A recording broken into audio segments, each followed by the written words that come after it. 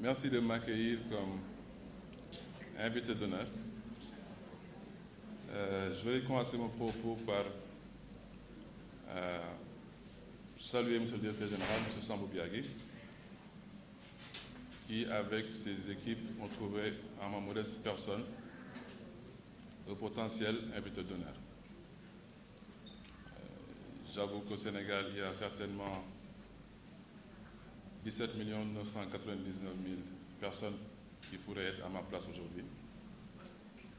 Mais si je me trouve ici, c'est parce qu'il a eu la bonté, la gentillesse, l'amabilité, mais surtout une volonté particulière, certainement que d'encourager un jeune frère qui essaie de se battre pour lui montrer que tout est possible. Comme on dit, the sky is the limit. Déjà, merci beaucoup pour votre geste, merci pour l'invitation. Merci pour cet honneur que vous faites à la Caisse des dépôts et consignations. Merci pour tous les efforts consentis jusque-là.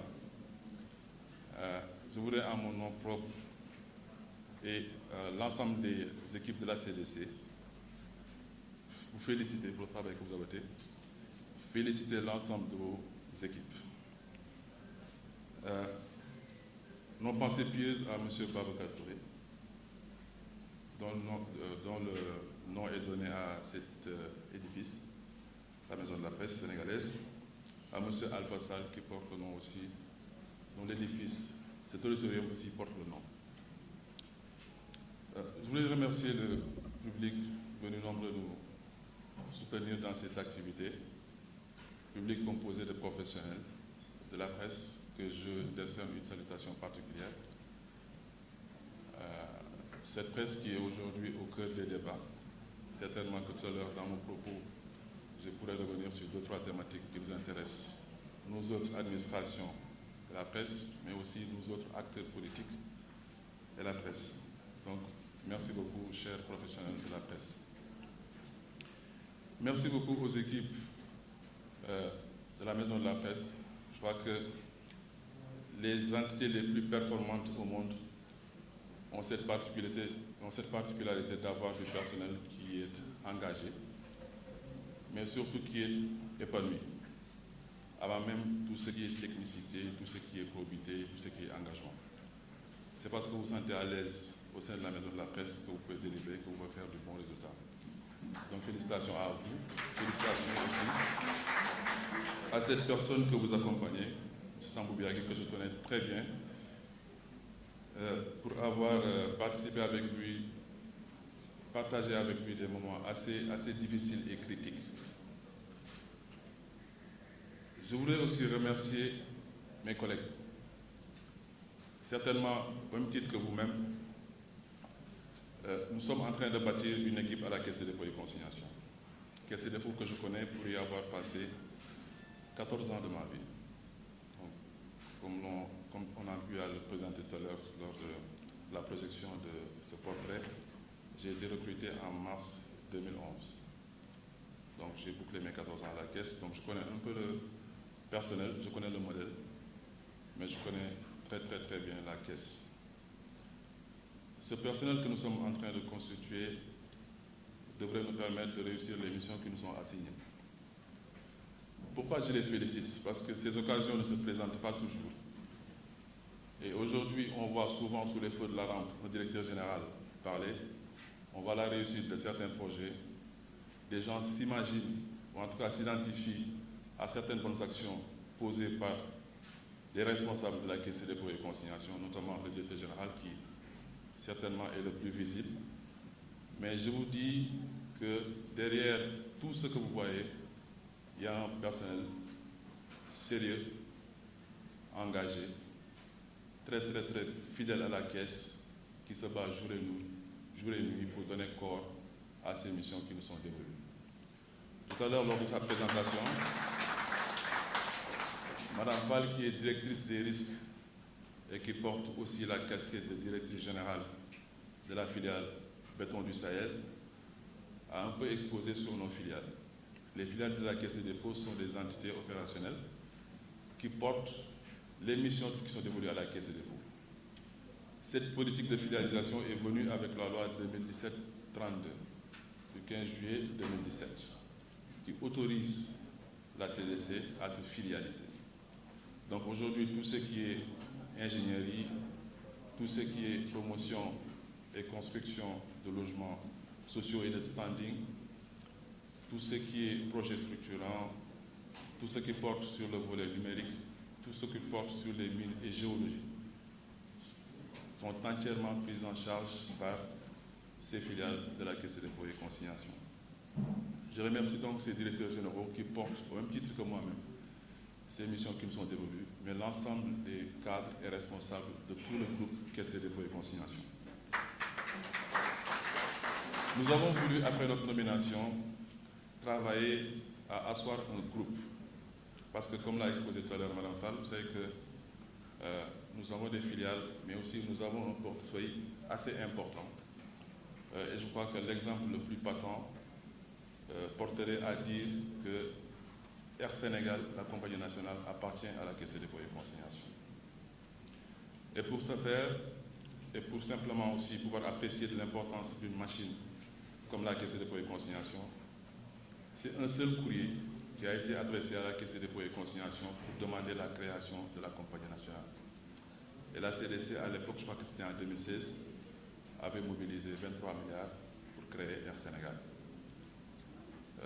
Mais je crois qu'il me faut préciser aussi que depuis sa création, Air Sénégal est dans le portefeuille du ministère des Infrastructures. Donc ce n'est pas nous-mêmes qui gérons Air Sénégal, même si nous l'avons créé. Parce que l'objectif au début, c'était de faire du portage, de créer la société, et puis de les remettre entre les mains de l'État. L'État qui pourrait décider, suivant ces professionnels qui sont au niveau de la direction du secteur parapublic, de garder la compagnie ou de se désengager au profit de privé sénégalais, éventuellement. Donc mes remerciements vont à l'endroit de mes collègues aussi. Je voulais parler de M. Sambou Biagui très rapidement, une personne que je connais, que j'ai fréquentée, parce que vous savez, on peut apprécier de la valeur d'une personne dans les moments critiques, dans les moments durs. Vous savez tout comme moi que nous appartenons à un parti politique qui s'appelle le PASTEF. Ces 2 ou 3 dernières années ont été très difficiles pour tout le monde, pour le peuple sénégalais en particulier, mais nous aussi avons quelque part subi des choses qui n'étaient pas forcément les plus faciles. M. Sambou Biagui, pour sa part, en a subi comme tout le monde. Mais aussi, le côté positif de l'affaire, c'est que dans la construction, dans cette dynamique qui nous portait un peu vers les élections de 2024, il a joué un rôle crucial. Je peux en apercevoir parce que j'ai été directeur de campagne. Il nous a accueillis à Tambacounda. J'ai travaillé avec ses équipes. Et je peux vous dire tout l'engagement, tout le sérieux que M. Sambou Biagui prêtait à l'organisation que nous avions, mais aussi à toutes les activités que nous menions autour du président Ousmane Sonko. Donc, merci infiniment pour cet engagement. Une personnalité réelle n'est pas forcément une chose que des nominations, que des situations ou des contextes peuvent altérer. Si M. Biagui a été cette personne que j'ai décrite tout à l'heure, on peut valablement espérer, une fois qu'à cette station, une fois en tant que directeur général de la Maison de la Presse, qu'il puisse déteindre, qu'il puisse implémenter ce regard stratégique que les autorités ont dans la gestion de la chose publique. Concernant votre maison, je vous disais tout à l'heure que vous êtes aujourd'hui sous les feux de la rampe.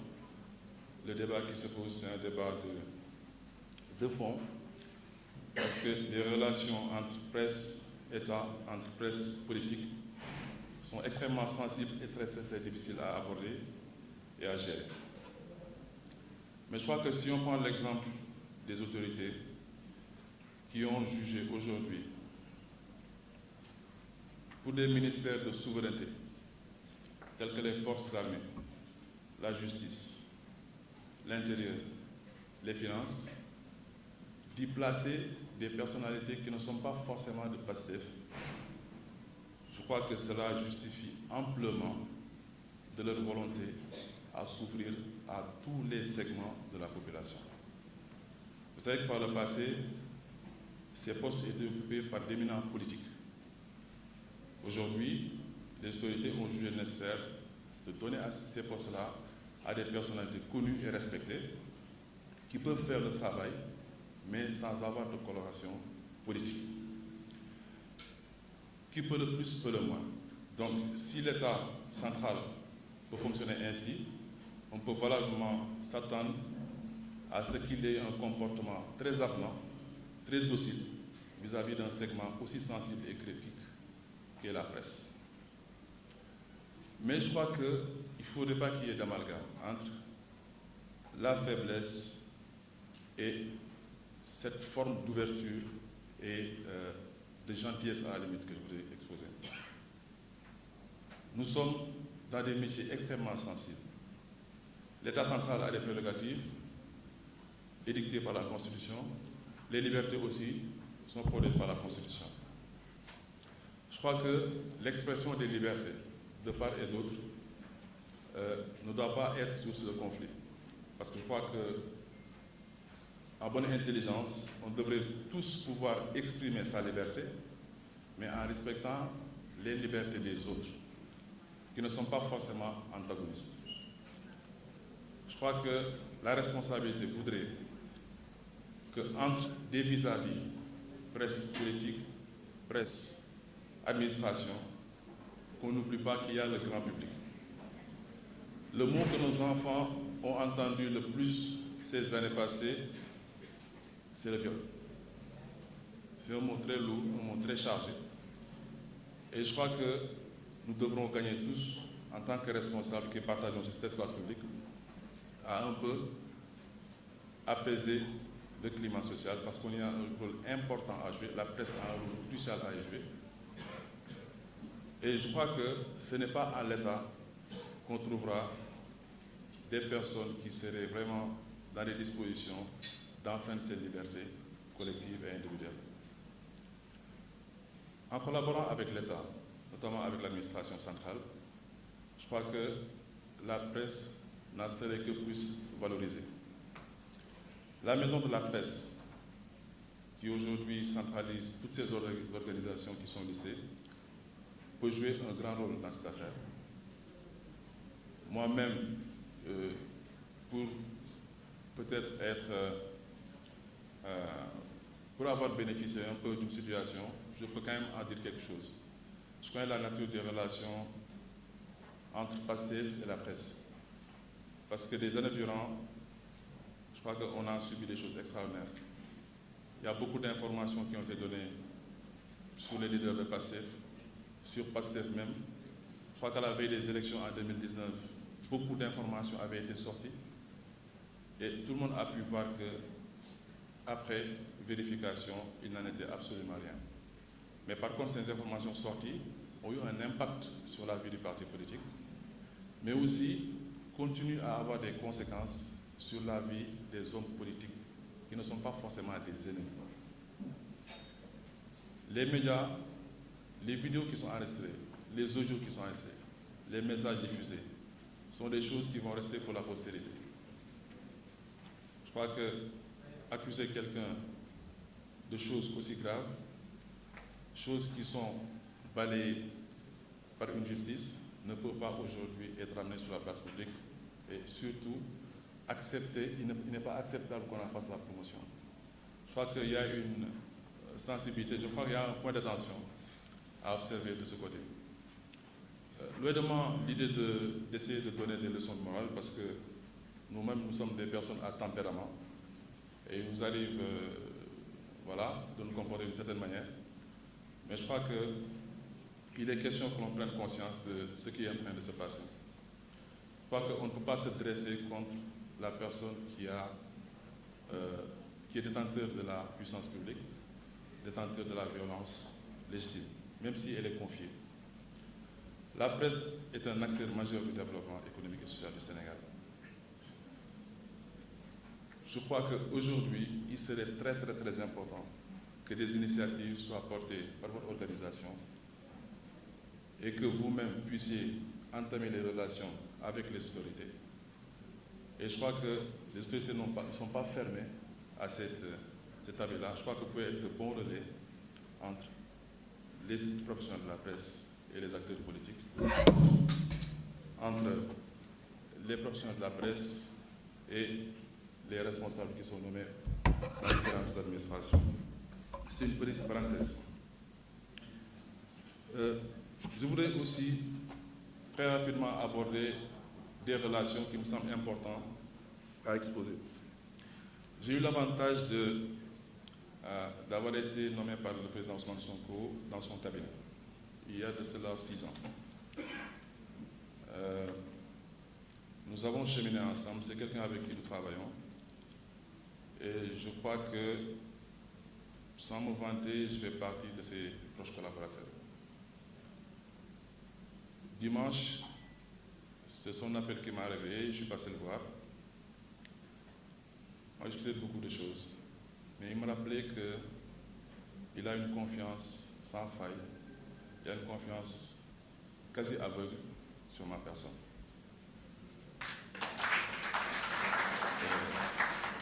J'ai dit tout à l'heure que j'avais été nommé directeur de campagne. J'étais en voyage entre Bruxelles et New York. Je lui ai fait un message pour lui dire que je me déplaçais aux États-Unis. Bon, j'ai oublié de vous dire que je sortais, etc. Je vais faire 3 jours. Il me rappelait pour me dire non, je ne suis pas d'accord. Pourquoi tu sors sans me le dire? C'est de toi-même que je veux faire mon directeur de campagne. Donc c'est comme ça que je suis que j'allais être directeur de campagne. Pour dire que je n'ai pas cherché à l'être, mais cette confiance est encore revenue. Avant cela, j'avais été nommé coordonnateur du NEM-Écotour. Et je crois que si le président Macky Sall avait eu la malchance de nous laisser terminer ce qu'on faisait dans les régions, je crois que le score ne serait pas de 54, mais de 84%. Donc il a eu raison peut-être de nous mettre en prison. Mais avant cela, il m'avait appelé un jour avec des collègues, parmi lesquels l'actuel DG de la PIX, M. Djibi Gueye Ndiaye et autres, me disant que Fadilou savait 8 mois que j'ai demandé à mes équipes de travailler sur le document de financement du parti. Et depuis, rien n'est fait. Bon, après lui avoir posé 2-3 questions, je lui ai dit que bon, ça, on peut l'écrire en 3 jours. Le soir même, j'ai drafté le document que j'ai envoyé au DG de l'APIX, à M. Ablaye Baro, qui est directeur de cabinet actuellement du président de la République, et à M. Djibi Gueye Ndiaye pour qu'il fasse des observations. Le lendemain, ils m'ont renvoyé le document. Le surlendemain, je lui ai envoyé. Donc, il faisait que j'ai respecté les 3 jours. Donc, c'est ce jour-là même qu'il a présenté le document en copie et qu'il a dit que Fadilou Keïta, je vais le copter dans mon cabinet. Donc, c'est ce jour-là que j'ai été dans son cabinet. Et c'est ce document-là qui a été à la base de la première opération de levée de fonds organisée par un parti politique et qui avait permis de mobiliser 125 millions. D'ailleurs, c'était 205 millions parce que c'était 125 millions d'un côté qui avaient été effectivement encaissés, mais il y avait aussi 80 millions issus d'engagements de 80 cadres pour chacun 1 million. Donc c'était finalement 205 millions. Et je me rappelle, à 3 h du matin, le ministre de l'Intérieur de l'époque avait pondu un communiqué disant qu'il allait dissoudre le PASTEF qui sera dissous après, quelques mois après. Mais la personne avec qui je travaillais le plus, même qu'en 2019, on a passé des nuits blanches pour faire le programme, cette personne s'appelle Bassirou Diomaye Diakhar Faye, c'est l'actuel président de la République. Pas longtemps aussi, il m'a appelé.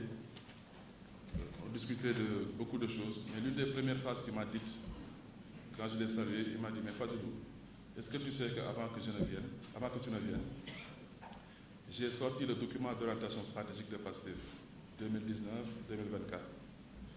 Est-ce que tu te rappelles que tout ce qu'on y a consigné, on a pu le réaliser de manière efficace? Donc effectivement, Excellence.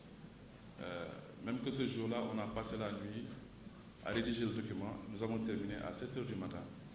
On avait omis le volet financier que j'avais ajouté et que finalement, c'est moi-même qui devais aller le rendre au président Ousmane Sonko. L'histoire aussi a fait que ce monsieur, la veille de sa conduite en prison, est passé me voir à Rebeuss pour me dire que le président Ousmane Sonko demande de travailler sur le schéma de rationalisation des instruments de financement de l'économie autour de la Caisse d'État. Parce qu'en 2019, j'avais travaillé sur un modèle. Vous avez pu voir que lors du communiqué, en fait, lors du conseil ministre passé, le communiqué a recensé un certain nombre d'organismes publics qu'il faut rationaliser. CDC, FONSIS, BNDE, tout le monde. En fait, c'est de ça qu'il s'agissait. Donc, il me l'a demandé à Rebus. Le lendemain, je me suis levé, j'ai vu dans les médias que Bassirou Diomaye Faye avait été attrapé et mis en prison. J'expose tout ceci pour vous dire que nous assumons notre casquette politique, nous assumons nos proximités avec les autorités, mais ce n'est pas pour autant que cela nous valorise. Je l'expose pour que les gens, quand ils voient des choses qui sont faites et des choix qui sont orientés vers nos personnes, qu'ils sachent que nous avons ces relations-là avec ces autorités. Aujourd'hui, dans le cadre de notre travail, il m'arrive de sortir ces phrases-là que j'expose aux collègues, mais jamais dans le cadre de mon travail, même en pleine difficulté, même avec des entorses, même avec des anomalies, je ne me suis jamais levé pour aller voir le président de la République ou le Premier ministre pour me plaindre d'un quelconque sujet. Jamais cela n'est arrivé parce que je crois que, en tant que responsables, nous-mêmes, comme nos collaborateurs, devons porter les points positifs et les points négatifs d'une gouvernance. Je tiens à dire aussi que le jour de ma nomination, en tout cas le jour de l'annonce de ma nomination en tant que directeur général de la Caisse des dépôts et consignations, on a rompu le jeûne avec le président de la République. J'étais avec le président Ousmane Sonko. Nous habitions à King Fahd. Bon, King Fahd, c'est moi qui gérais, Azalaï, c'est moi aussi. M. Cheikh Omar Diagne, quand il a été nommé, le président de la République lui a dit qu'il faut poser la question à Fadilou pour un peu qu'il vous donne des informations sur les modalités d'hébergement de tout le monde. Donc c'est nous qui organisions ça. Idem pour la prestation de serment. Donc, ce jour-là, en fait, le président de la République nous a accueillis au palais, on a coupé le jeu ensemble. Le président Ousmane Sonko s'est levé pour aller lire la liste des ministres et revenir. Et puis nous sommes rentrés à King Fahd. Quand nous sommes rentrés, il m'a appelé dans sa suite pour me dire il faut qu'on mange ensemble. Après avoir mangé, il me dit Fadilou, le président Bassirou Diomaye Faye et moi-même souhaiterions te mettre à la tête de la Caisse des dépôts et consignations. Mais